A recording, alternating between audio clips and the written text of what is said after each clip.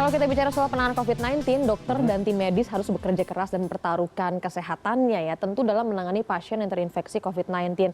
Ada berbagai tantangan dihadapi, mulai dari terbatasnya alat perlindungan diri hingga pasien yang tidak jujur akan kondisi kesehatannya. Lalu ada lagi kalau bulan Ramadan kali ini ya, bagaimana dengan ibadah puasa mereka di masa pandemi seperti ini? Ya, dan saat ini kami sudah terhubung dengan Dr. Gia Pratama, salah satu dokter yang terjun langsung merawat pasien COVID-19. Good morning, Dr. Gia. Good morning semuanya.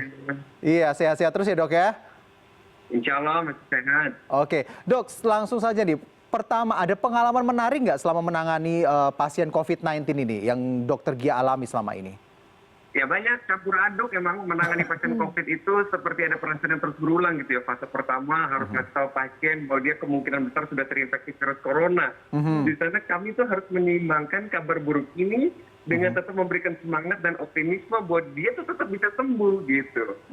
Di fase pertengahan saat harus merawat kan nggak boleh ada keluarga karena diisolasi. Jadi kami mengobati itu seperti sekaligus menjadi keluarga keduanya gitu loh.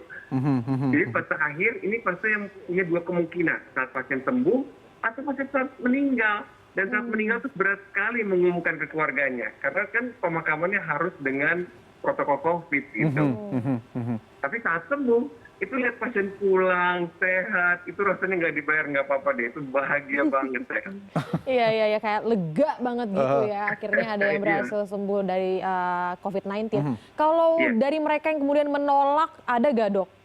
Iya, jadi kan ada yang menolak isolasi, itu masih muda sih, masih 20-an lah umurnya.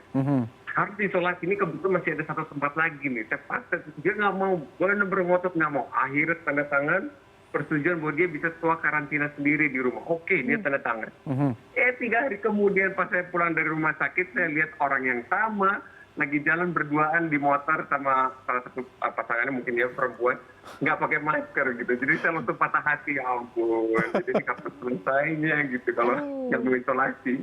Jadi sebenarnya kesadaran dari orang yang masih dianggap ODP maupun orang yang sudah dianggap PDP sendiri masih sangat kecil banget kesadaran untuk tidak menularkan hal ini ke orang lain ya sebenarnya ya dok ya? Iya, padahal jelas banget saya ceritain bahwa betapa dahsyatnya daya penularan virus ini. Nah kalau untuk penyembuhannya dokter Gia pernah share gitu ya soal plasma darah pasien COVID-19 yang sembuh gitu bisa menyelamatkan pasien yang lainnya. Nah itu gimana penjelasannya ya? Gini, seperti kita tahu bersama darah itu kan terdiri dari 2 bagian. Ada sel-sel darah yang kita dulu pelajari waktu SD, SMP ya, ada darah merah, darah putih, trombosit kan. Ada cairan darah, itu namanya plasma. Jadi sebenarnya bukan plasma darahnya, tapi yang terkandung di dalamnya gitu. Jadi bukan sembarang plasma, harus dari plasma darah orang yang sudah sembuh dari COVID-19. Dan jumlahnya dibutuhkan banyak gitu, nggak bisa sedikit. Dan ini masih butuh penelitian lebih lanjut gitu tentang harus golongan darah yang sama dan apa efek sampingnya itu masih butuh kelanjutannya. Masih panjang perjalanannya itu untuk jadi terapi utama. Oke, dok, kalau belakangan ini kan banyak banget berita atau informasi mengatakan kalau APD bagi tenaga kesehatan ini kan sangat terbatas ya, apalagi APD yang digunakan bagi para tenaga medis yang langsung menangani para pasien COVID-19 ini gitu. Sangat terbatas banget. Lalu sebenarnya seberapa penting sih dok sebenarnya kalau kita ngomong atau apakah memang alat-alat yang APD ini memang sangat bisa membantu untuk mengurangi resiko terpapar COVID-19 ini sebenarnya? Ya, mungkin harus dikasih tahu dulu bahwa memang virus itu kan sangat kecil ya, ukurannya cuma 100 nanometer kira-kira. Itu sama dengan kalau kita lihat setelah 1 milimeter saja, itu bisa 10.000 virus masuk lewat situ. Jadi benar-benar harus pakai alat pelindung diri yang lengkap, kalau enggak kita beresiko sekali terpapar gitu. Dan memang sedih sekali ya, saya lihat banyak tenaga kesehatan yang sudah kena gitu terinfeksi, bahkan teman-teman sejauh saya sendiri. Iya, dan ada banyak akhirnya langkah yang dilakukan ya, kayak apa ya, berusaha untuk menggantinya atau ada yang bikin sendiri lah untuk penutup mukanya gitu ya, atau ada yang potong rambut gitu. Kalau dokter katanya sampai gunting rambut tuh. Ini aku sampai botak untuk pertama kalinya seumur-umur setelah tiket pertama waktu FK dulu. Nah itu karena apa? Alasan khususnya apa tuh dok?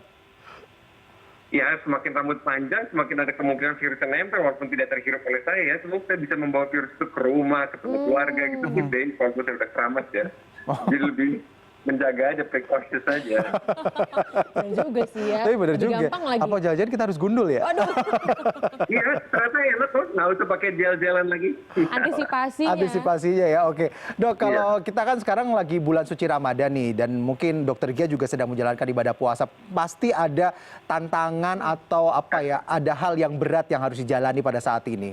Pakai APD aja kayak bayangin. Pakai APD aja dalam berapa Bayangin, jam kan berat benar-benar. gitu ya. Mhm. Tantangannya, dia menghadapi kemungkinan dehidrasi, Alfian. Itu kan, bayangin, pakai APD lengkap itu dahsyat panasnya. Panas sekali lah pokoknya. Dan kedua saat buka puasa kita harus lepas APD kan, total copot semua dengan protokol yang kayak gitu. Dan setelah buka, pakai lagi dari awal, pakai tab-tab yang sama lagi, yang ribet itu. Iya. Waduh, jadi gimana dong menyiasatinya tuh dokter? Mungkin juga ada tenaga medis yang menyaksikan sekarang gitu ya untuk saling mengingatkan apa yang harus dilakukan nih. Jangan sampai dehidrasi terutama mungkin ya dok ya. Ya harus tetap disiplin gimana pun juga ya. Tapi harus ikhlas, memang harus pakai APD lengkap ini kan demi melindungi kita juga. Gitu. Kalau Karena dokter kan sendiri perjuangan itu asupannya adalah gimana nih? mengobati pasien tanpa terinfeksi, itu perjuangannya. Iya, karena memang langsung berhadapan langsung dengan pasien COVID-19 yang sudah positif ya. Kalau dokter sendiri Iya, dan asupannya gimana nih? Apa? Kalau dokter sendiri asupannya gimana pada saat puasa kayak gini dan harus tetap bekerja? Iya, yang pertama sih niat dan keyakinan dulu bahwa puasa itu memang meningkatkan daya tahan tubuh kita gitu. Itu yang aku jalani dulu ya. Kedua, emang aku harus memenuhi, dan teman-teman tenaga kesehatan juga harus memenuhi kebutuhan tubuh saat sahur dan berbuka.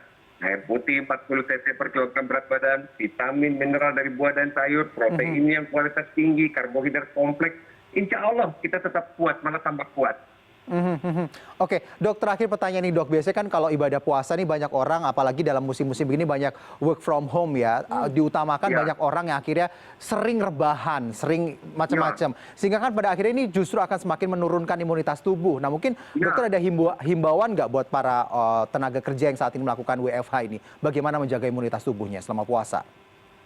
Selama puasa penting nih aku ucapkan berulang, jangan terlalu banyak makan makanan yang manis. Nah itu dulu, kurangi minum-minuman yang manis, itu dulu. Itu jauh akan menurunkan imunitas tubuh.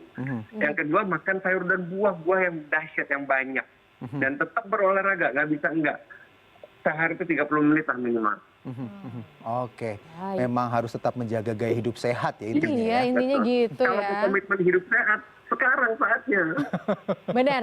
Jadi mudah-mudahan habit atau jadi kebiasaan yang baru Iya. untuk kita semua ya. Terima kasih Iya. dokter Gia sudah gabung Oke. bersama kami di Good Morning. Sehat selalu dok, Sampai selamat ketemu. berpuasa.